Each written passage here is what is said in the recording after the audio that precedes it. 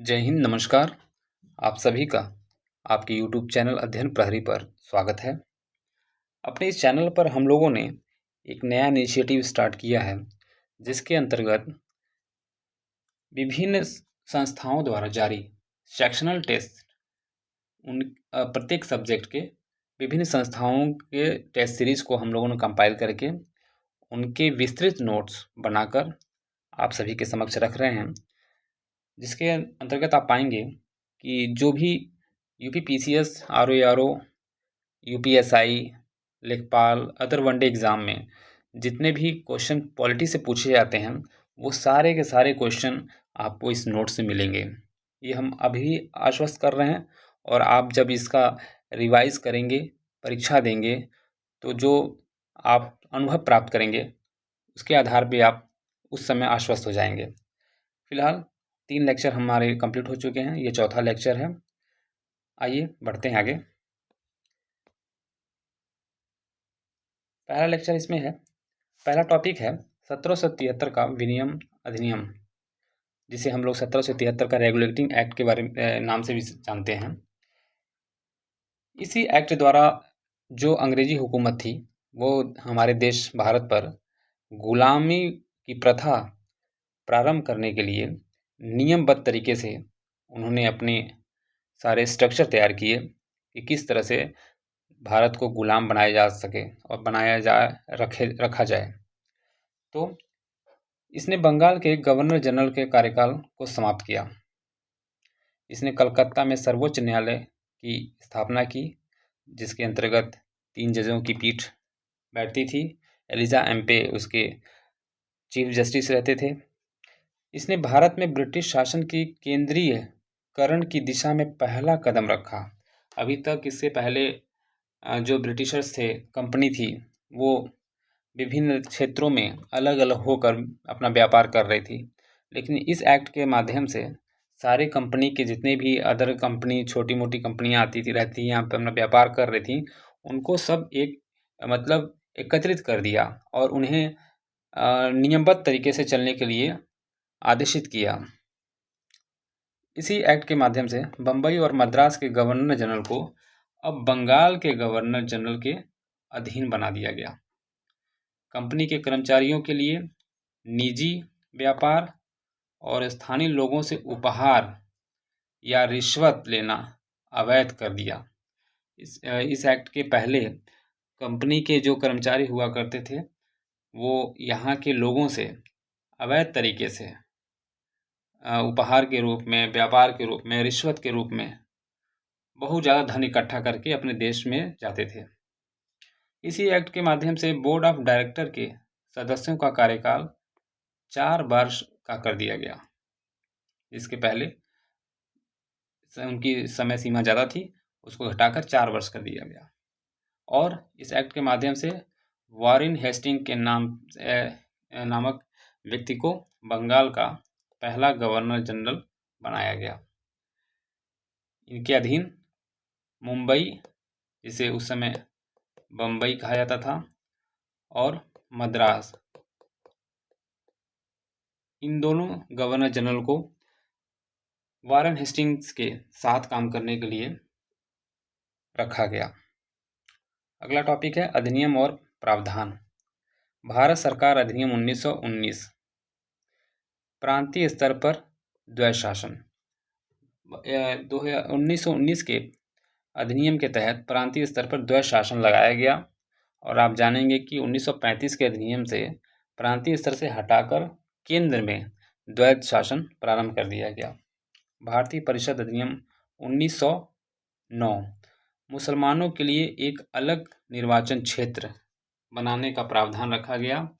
और सभी जानते हैं कि इसी अधिनियम द्वारा भारत में मुस्लिम संप्रदाय और जो यहाँ की मेजॉरिटी संप्रदाय थी, उनके बीच एक रेखा खींच दी गई और दोनों वर्गों को लड़ाने का काम किया इस अधिनियम ने। भारत शासन अधिनियम 1935, प्रांतीय स्वायत्तता की शुरुआत की गई। भारतीय परिषद अधिनियम 1892, विधान परिषदों का विस्तार किया गया। और आप जानते हैं कि जो उनकी समिति में उनके शासन प्रणाली में भारतीयों को पहली बार कुछ अधिक कार्य करने का मौका दिया गया। उन्हें किसी बिल पर डिस्कस करने का अधिकार दिया गया, मत देने का अधिकार नहीं दिया गया, लेकिन चर्चा करने का अधिकार दिया गया। अगला है संविधान सभा। संविधान सभा प्रत्यक्ष रूप से निर्वाचित निकाय नहीं थी, बल्कि सदस्यों का चुनाव प्रांतीय विधानसभाओं के सदस्यों द्वारा किया जाता था। जैसे आज भी हमारे पीएम का जो चुनाव होता है, डायरेक्ट पीएम को व्यक्ति वोट नहीं करता है, बल्कि इनके वोट से एमपी बनते हैं और एमपी की संख्या से फिर पीएम का डिसाइड होता है कि कौन बनेगा। अगला है प्रारूप समिति। B.R. अम्बेडकर इसके अध्यक्ष थे। इनके साथ कुल 6 और सदस्य थे। इनको लेकर 7 सदस्य इस समिति में थे। संघ संविधान समिति जवाहरलाल नेहरू जी थे। मौलिक अधिकार उप समिति J.B. कृपलानी जी थे। माफ कीजिएगा, पहले अलादी कृष्णा स्वामी लिखा गया था, बाद में इसको करेक्ट कर दिया गया। J.B. कृपलानी। याद करने में कई बार होता है कि कितने समितियां हैं, सबके नाम याद करना बड़ा कठिन होता है, तो इसलिए हमने जो हमारी ट्रिक है मौलिक से कृपा को आप रिलेट कर सकते हैं, याद करने में आसानी रहेगी। अल्पसंख्यकों पर सलाहकार समिति सरदार पटेल जी की अध्यक्षता में थी। अगला है प्रस्तावना में शब्द कहाँ कहाँ से लिए गए हैं। स्वतंत्रता अमेरिकी संविधान से लिए गए हैं। समानता फ्रांसीसी क्रांति, न्याय रूसी क्रांति और बंधुत्व की भावना भारतीय राष्ट्रीय आंदोलन जैसे कि 1857 से लिए गए हैं। प्रस्तावना संविधान के मूल दर्शन को दर्शाती है, अर्थात प्रस्तावना में आप जैसे किसी बुक को पढ़ते हैं, उसके इंडेक्स को पढ़ते हैं और इंडेक्स से उस बुक के अंदर क्या है सारी मटेरियल को आप समझ जाते हैं इंडेक्स से, चैप्टर 1, चैप्टर 2, चैप्टर 3। उसी प्रकार प्रस्तावना जो पहला जहाँ से प्रारंभ होता है संविधान, वहाँ से उससे पता चल जाता है कि कितना गौरवशाली, कितना भव्य, अद्भुत संविधान है ये। यह स्पष्ट सीमाओं के माध्यम से संसद की विधायी शक्तियों को प्रतिबंधित नहीं करती है। प्रस्तावना में वर्णित गणतंत्र शब्द का आशय है कि राजा का मुखिया प्रत्यक्ष या अप्रत्यक्ष रूप से लोगों द्वारा चुना जाएगा, जैसे कि आज भी हो रहा है। हमारे पीएम, प्रेसिडेंट, पीएम तो हमारे द्वारा चुने जाते हैं, लेकिन प्रेसिडेंट जिनको हम चुनते हैं उनके द्वारा बनते हैं। अगला है बेरूबारी यूनियन वाद। कुछ वाद जो काफ़ी इम्पोर्टेंट रहे हैं उनके बारे में जानेंगे। बेरूबारी वाद यूनियन 1960 परीक्षाओं में अक्सर मिलान के लिए पूछता है। बेरूबारी वाद, केशवानंद भारतीवाद, SR बोम्मई वाद का मिलान करने के लिए देता है। तो 1960 में बेरूबारी यूनियन वाद, अब इसको याद करने के लिए मैं अभी ट्रिक बताऊंगा आपको। सर्वोच्च न्यायालय ने कहा प्रस्तावना संविधान का हिस्सा नहीं है। अब हिस्सा नहीं है याद कैसे करें। बेरूबारी वाद, मैंने वीरू का नाम सुना होगा आपने, प्रिंस सहवाग। इनके खेल में डिफेंसिव रवैया नहीं था, तो मैंने वीरू से नहीं को कर दिया कि डिफेंसिव क्रिकेट नहीं खेल पाते थे। तो याद करने का अपनी अपनी ट्रिक है ये। तो बेरूबारी वाद 1960। सर्वोच्च न्यायालय ने कहा प्रस्तावना संविधान का हिस्सा नहीं है। इसके बाद देश का सबसे बड़ा वाद केशवानंद भारतीवाद, जिसमें सबसे अधिक जजों की पीठ बैठी थी। सर्वोच्च न्यायालय ने कहा प्रस्तावना संविधान का भाग है। ये काफ़ी महत्वपूर्ण एक तरह से भारतीय इतिहास, भारत के आगामी भविष्य का निर्धारण करने वाला ये वाद था, जिसने काफ़ी अहम भूमिका निभाई है। आज भी हमारे जो हम लोग जीवन जी रहे हैं, इसमें इस वाद का काफ़ी रोल है। SR बोम्मई वाद 1994 ने कहा कि धर्मनिरपेक्षता जो प्रस्तावना में कहा गया है संविधान के मूल ढांचे का हिस्सा है। कुल मिलाकर घुमा के कहा गया कि प्रस्तावना संविधान का भाग है। आगे देखेंगे अनुच्छेद प्रावधान। अक्सर आप परीक्षाओं में अनुच्छेद 3 के बारे में देखते हैं। पहला है देश का नाम, उसकी क्षेत्रीय संरचना। दूसरा है नए राज्यों का प्रवेश या स्थापना। अगर कोई नए राज्य बनाने हैं देश में, जैसे आजकल बात चल रही है कि बांग्लादेश के कुछ ऐसे हिस्से हैं, तो उन्हें अगर भारत में समाहित किया जाता है तो अनुच्छेद 2 के तहत होगा। नए राज्यों का गठन और सीमाओं में परिवर्तन करना हो तो अनुच्छेद 3। अनुच्छेद 4 निर्दिष्ट करता है कि अनुच्छेद 2 व 3 के तहत कानूनी संवैधानिक संशोधन नहीं है। अनुच्छेद 5 संविधान के प्रारंभ में अधिवास द्वारा नागरिकता, मतलब निवास के द्वारा नागरिकता। अनुच्छेद 6 और 7 इम्पॉर्टेंट है। पाकिस्तान से भारत में आए हुए व्यक्तियों की नागरिकता के संबंध में अनुच्छेद 6 कहता है पाकिस्तान में रह रहे कुछ प्रवासियों के अधिकारों की बात अनुच्छेद 7 में कहा गया है। अनुच्छेद 8 भारत से बाहर रहने वाले भारतीय व्यक्तियों की नागरिकता, जिन्हें हम लोग NRI के नाम से जानते हैं, उनकी नागरिकता के बारे में उल्लेख अनुच्छेद 8 में किया गया है। अनुच्छेद 15 ये काफ़ी महत्वपूर्ण है और इसके द्वारा राज्य, धर्म, नस्ल, जाति, लिंग या जन्म स्थान के आधार पर किसी भी नागरिक के साथ भेदभाव करने से रोकता है। तो यूँ कहिए कि ये काफ़ी महत्वपूर्ण अनुच्छेद है, जिसके द्वारा एक आम नागरिक को भी मुख्य धारा में आने का अवसर है और उसके साथ कोई भेदभाव नहीं कर सकता है। यह अनुच्छेद राज्य और निजी व्यक्तियों दोनों पर समान रूप से लागू नहीं होता है। बिल्कुल सही है कि यह अनुच्छेद जो है ये सिर्फ राज्य पर लागू होता है, बल्कि निजी व्यक्तियों पर लागू नहीं होता है। निजी व्यक्तियों अर्थात कोई निजी कंपनी है या कोई व्यक्तिगत अपनी बात कर रहा है, कोई सरकारी फॉर्म नहीं है, तो वहाँ पे लागू नहीं होगा। अनुच्छेद 22 इस अनुच्छेद में कहा गया है 3 महीने से अधिक की निवारक निरोध के लिए सलाहकार बोर्ड की स्वीकृति की आवश्यकता होगी। यदि किसी व्यक्ति, किसी संस्था पर 3 महीने से ज़्यादा निवारक निरोध लगाना है तो सलाहकार बोर्ड की स्वीकृति से ही उस पर निरोधात्मक कार्रवाई की जाएगी। अनुच्छेद 31 44वें संविधान संशोधन द्वारा संपत्ति के अधिकार को अनुच्छेद 300A के तहत एक कानूनी अधिकार बना दिया गया। किसके तहत? 44वें संविधान संशोधन के तहत। आगे देखेंगे फंडामेंटल राइट और DPSP में मुख्य अंतर क्या है। फंडामेंटल राइट नकारात्मक दायित्व है, जबकि DPSP राज्य के लिए सकारात्मक निर्देश है। इसका अर्थ ये है कि DPSP जो है वो राज्य की वकालत करता है। वकालत मतलब पैरवी करता है, राज्य का बचाव करता है।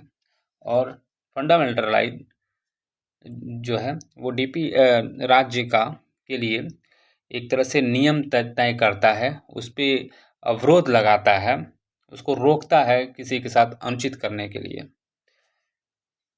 UCC समान नागरिक संहिता काफ़ी चर्चा में रहा है। UCC समान नागरिक संहिता, इसका अर्थ है भारत के सभी नागरिकों के लिए, चाहे उनका धर्म, जाति, समुदाय कुछ भी हो, विवाह, तलाक, गोद लेने, उत्तराधिकार और संपत्ति जैसे मामलों के लिए समान कानून इसका मुख्य उद्देश्य है। मतलब सभी के लिए समान कानून बनाना इसका उद्देश्य है और कानूनी समानता और एकरूपता लाना इसका मुख्य उद्देश्य है, जैसा कि उत्तराखंड में लागू हुआ है।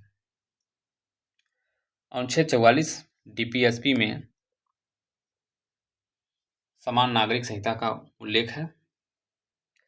DPSP के लिए सर्वोच्च न्यायालय की व्याख्या, DPSP पर सर्वोच्च न्यायालय की कौन कौन से वादों में सर्वोच्च न्यायालय ने क्या क्या डिसीजन दिए हैं, काफ़ी महत्वपूर्ण है।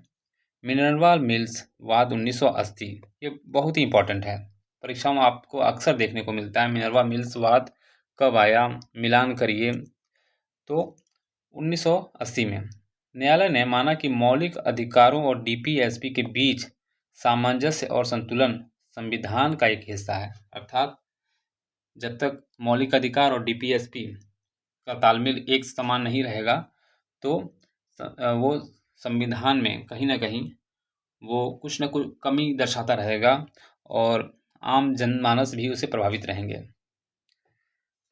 गोलकनाथ वाद 1967 में न्यायालय ने कहा कि संसद किसी भी डीपीएसपी को लागू करने के लिए मौलिक अधिकारों को कम करने के लिए संविधान में संशोधन नहीं कर सकती है।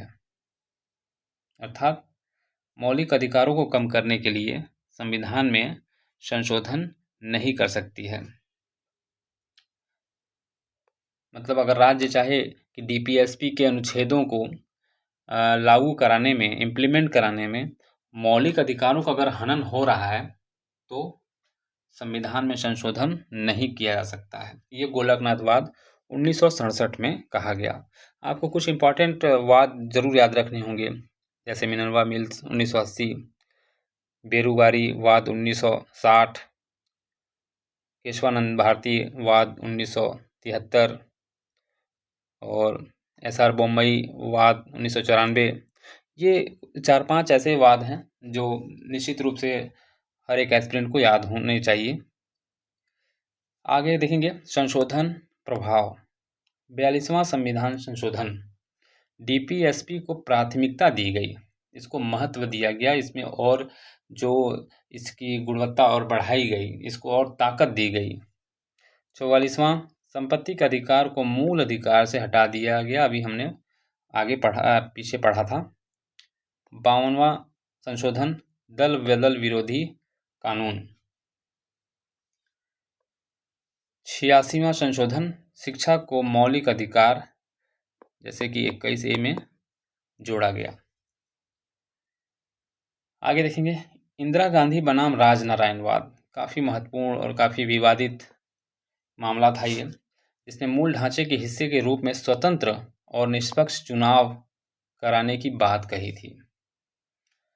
IR कोयले बनाम तमिलनाडु राज्य, 9वीं अनुसूची के कानून मूल संरचना परीक्षण के अधीन है, ये कहा गया IR कोयले बनाम तमिलनाडु राज्य के वाद में। विधायकों के वोटों का मूल्य राज्य दर राज्य अलग अलग होगा, बिल्कुल सही है। जैसे अब उत्तर प्रदेश में जनसंख्या ज़्यादा है तो यहाँ के विधायकों का जो वोटों का मूल्य है वो अलग होगा, सिक्किम में अलग होगा। यह मानक 1971 की जनगणना के अनुसार जनसंख्या पर आधारित की गई। आगे देखेंगे मंत्री कार्य, ये हमारे सामान्य जानकारी के लिए भी जानना जरूरी है कि मंत्री कौन किस किस प्रकार के होते हैं और क्या उनके काम होते हैं। नाम हमने बहुत सुना है लेकिन हम लोग कभी वो अवसर नहीं देते हैं अपने आप को कि इसके बारे में जानें। तो पहले देखेंगे कैबिनेट मंत्री, एक विभाग का प्रमुख कैबिनेट का हिस्सा होता है, जैसे रक्षा मंत्री, विदेश मंत्री और क्या गृह मंत्री, ये सब कैबिनेट स्तर के मंत्री होते हैं और ये मतलब ये उन मंत्रालयों के सबसे उच्च पद पर आसीन होते हैं। राज्य मंत्री स्वतंत्र प्रभार, कैबिनेट का हिस्सा नहीं है, पीएम को रिपोर्ट करते हैं। ये कैबिनेट के हिस्सा तो नहीं होते हैं लेकिन पीएम को रिपोर्ट करते हैं, अपने जो भी इनकी रिपोर्ट्स होती हैं वो पीएम के समक्ष रखते हैं। राज्य मंत्री कैबिनेट मंत्री की सहायता करते हैं, यानी एक कैबिनेट मंत्री के साथ एक राज्य मंत्री रहते हैं जो कैबिनेट मंत्री की सहायता करते हैं। उपमंत्री सबसे कनिष्ठ अर्थात सबसे छोटे स्तर के मंत्री होते हैं, कैबिनेट से जुड़ा हुआ होता है, हर कैबिनेट से उपमंत्री जुड़े होते हैं। आगे देखेंगे लोकसभा के प्रति मंत्रिपरिषद की सामूहिक जिम्मेदारी, अनुच्छेद 75 के उपखंड 3 में वर्णित किया गया है। मंत्रिपरिषद की सलाह 74 के उपखंड 1 में वर्णित है और पीएम के कर्तव्य अनुच्छेद 78 में दिए गए। तो याद रखेंगे, पीएम के कर्तव्य अनुच्छेद 78 और लोकसभा के प्रति मंत्रिपरिषद की सामूहिक जिम्मेदारी अनुच्छेद 75 के उपखंड 3 में वर्णित किया गया है। आगे देखेंगे हाई कोर्ट से संबंधित अधिकार। प्रत्येक हाई कोर्ट के पास मूल और अपीलीय अधिकार क्षेत्र होता है। हाई कोर्ट के अधिकार क्षेत्र और शक्तियां को संसद द्वारा सीमित किया जा सकता है, मतलब उनकी शक्तियों को संसद द्वारा संशोधन करके सीमित किया जा सकता है। हाई कोर्ट मौलिक अधिकारों संबंधी बात 226 के तहत देखती है, वहीं सुप्रीम कोर्ट अनुच्छेद 32 के तहत एक मौलिक अधिकारों का अगर कहीं उल्लंघन हो रहा है, किसी व्यक्ति के मौलिक अधिकारों पर आंच आ रही है, तो हाई कोर्ट अनुच्छेद 226 के तहत और सुप्रीम कोर्ट अनुच्छेद 32 के तहत उस प्रकरण को देखती है। आगे देखेंगे उपकरण और विशेषताएं। संसद का जब सत्र चल रहा होता है तो उसमें आपको अक्सर सुनने को मिलता है शून्यकाल, प्रश्नकाल, स्थगन प्रस्ताव। तो क्या है इसके बारे में जानेंगे। शून्यकाल प्रक्रिया के नियमों में उल्लेख नहीं किया गया है इस काल का, मतलब संविधान में वर्णित नहीं है। एक क्या कहते हैं, बोलचाल की एक भाषा बन गई है, एक नियम बन गया है जिसे शून्यकाल सब लोग जानते हैं। इसकी टाइमिंग 12 से 1 बजे के बीच रहती है। प्रश्नकाल संसदीय नियमों के तहत विनियमित, संसदीय जो नियम हैं उसके तहत इनको विनियमित किया गया है।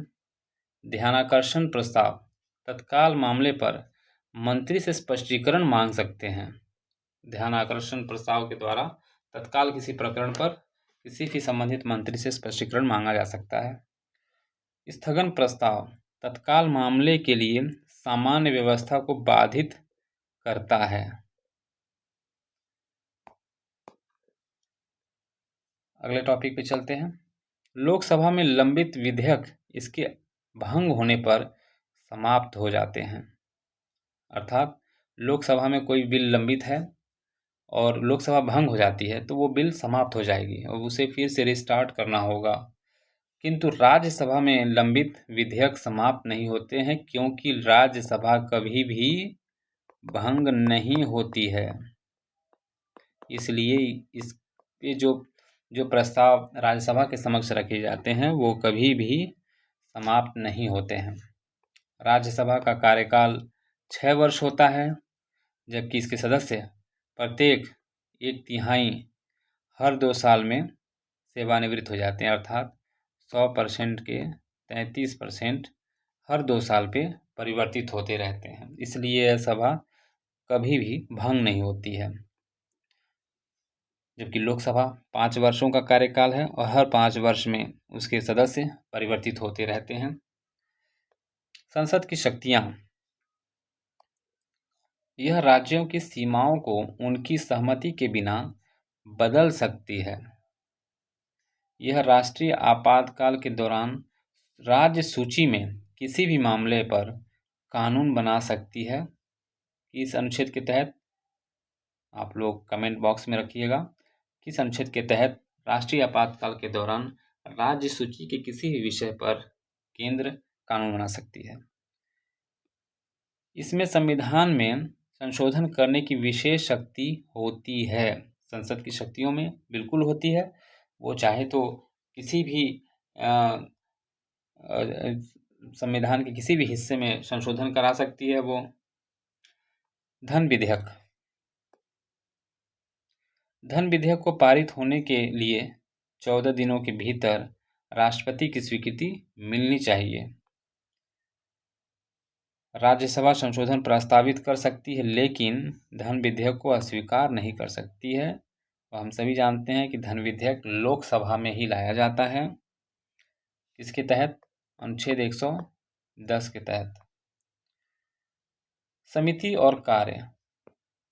अनुमान समिति क्या है अनुमान समिति? सरकारी व्यय का विस्तार से जांच करती है। सरकारी व्यय कहाँ कहाँ हो रहे हैं तो अनुमान समिति उसकी जांच करती है। अधीनस्थ विधान समिति कार्यपालिका द्वारा बनाए गए नियमों और विनियमों का जांच करती है। व्यापार सलाहकार समिति विधेयकों और प्रस्तावों पर चर्चा के लिए समय आवंटित करती है। याचिका समिति जनता से प्राप्त अभ्यावेदन पर विचार करती है। भारत जो है फर्स्ट पास्ट द पोस्ट आपने कई बार सुना होगा। जब चुनाव होते हैं तो इसका उल्लेख ज़्यादा देखने को मिलता है।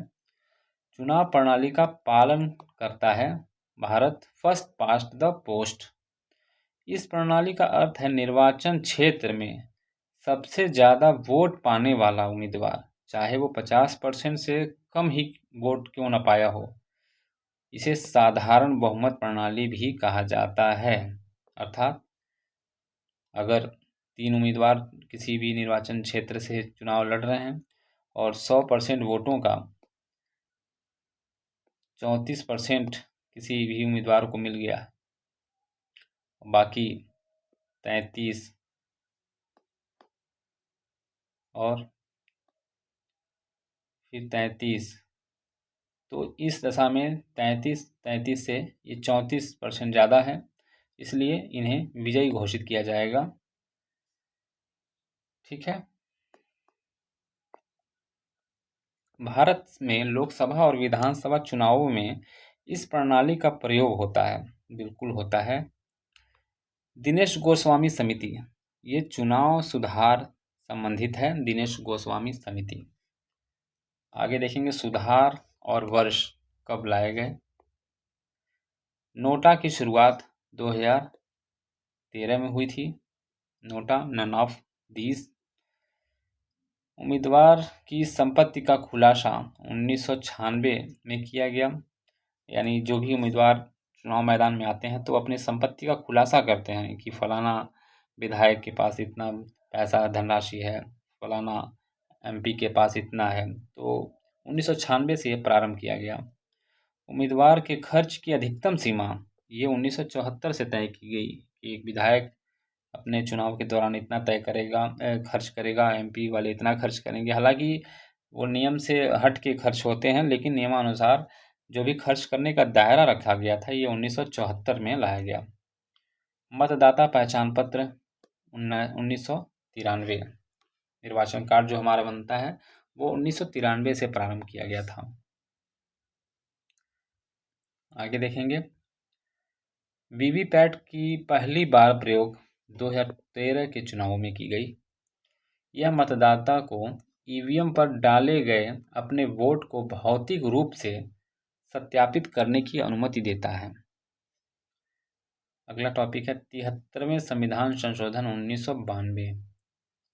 कई बार ये प्रश्न आपको देखने को मिला होगा, काफ़ी महत्वपूर्ण है ये आयोग द्वारा पूछे जाने वाले प्रश्नों में। इसने पंचायती राज संस्थाओं को संवैधानिक दर्जा दिया और संविधान में भाग 9 डाल दिया। इसी संविधान संशोधन द्वारा पंचायत चुनाव और वित्त की देख रेख के लिए राज्य चुनाव आयोग और राज्य वित्त आयोग का गठन इसी संविधान संशोधन के द्वारा किया गया। किसका? पंचायत चुनाव और वित्त की देखभाल, पंचायतों के चुनाव करने के लिए जो बजट खर्च हो रहे हैं उनकी देखभाल करने के लिए चुनाव आयोग और राज्य वित्त आयोग का गठन किया गया। यानी चुनाव आयोग का गठन किया गया और राज्य वित्त आयोग का गठन किया गया। विशेषता और अनुच्छेद। राज्य चुनाव आयोग अनुच्छेद 243 के में वर्णित किया गया है। ये चारों जो आपको देखने को मिल रहे हैं काफ़ी महत्वपूर्ण है। ये क्रोनोलॉजी सेट करने के लिए देखने को मिलेगा आपको प्रश्नों। इन प्रश्नों का जो स्तर है काफ़ी महत्वपूर्ण, काफ़ी इम्पोर्टेंट है। राज्य चुनाव आयोग अनुच्छेद 243 के नगर पालिकाएँ 243 पी से लेके 243 जेड जी तक। पंचायत का वित्त आयोग 243 आई। मैंने कैसे याद किया है? आई से क्या होता है, इनकम, और वित्त और इनकम दोनों रिलेट हैं। तो वित्त आयोग पंचायतों का याद करने का ट्रिक है 243 आई से इनकम, वित्त आयोग। जिला योजना समिति 243 जेड डी, सबसे अंतिम अनुच्छेद है जिला योजना समिति। आगे देखेंगे संविधान की 11वीं व 12वीं अनुसूची के बारे में कुछ इंपॉर्टेंट पॉइंट्स। 11वीं अनुसूची में पंचायतों के 29 कार्यात्मक विषय शामिल किए गए। परीक्षा में पूछा जाता है कि क्या 12वीं अनुसूची में 29 विषय शामिल हैं और वहीं 11वीं अनुसूची में 74 क्या ये प्रावधान है, तो मैच करने में कंफ्यूज करता है। तो हम जानेंगे 11वीं अनुसूची में पंचायतों के 29 कार्यात्मक विषय शामिल हैं और 12वीं अनुसूची का 74वें संशोधन द्वारा इसको जोड़ा गया। कब जोड़ा गया था, 1902 संभवतः। दोनों अनुसूचियों में सूचीबद्ध विषय राज्य विधान मंडलों के लिए अनिवार्य नहीं है बल्कि विवेकाधीन है। मतलब दोनों अनुसूचियों में सूचीबद्ध विषय राज्य विधान मंडलों के लिए अनिवार्य नहीं है बल्कि उनके विवेक पर निर्भर करता है। 12वीं अनुसूची में शहरी नियोजन, मलिन बस्ती सुधार और सार्वजनिक स्वास्थ्य जैसे विषय शामिल हैं।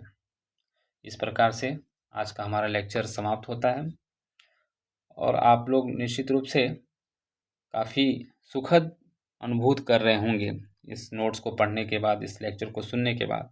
और यकीन मानिए जब आप इसका प्रिंट आउट निकाल कर आप इसे रिवाइज करना प्रारंभ करेंगे तो आपके एक भी प्रश्न पॉलिटी के इस नोट से बाहर जाते हुए नहीं देखने को मिलेगा। तो बने रहिए हमारे चैनल के साथ। तब तक के लिए जय हिंद, जय भारत।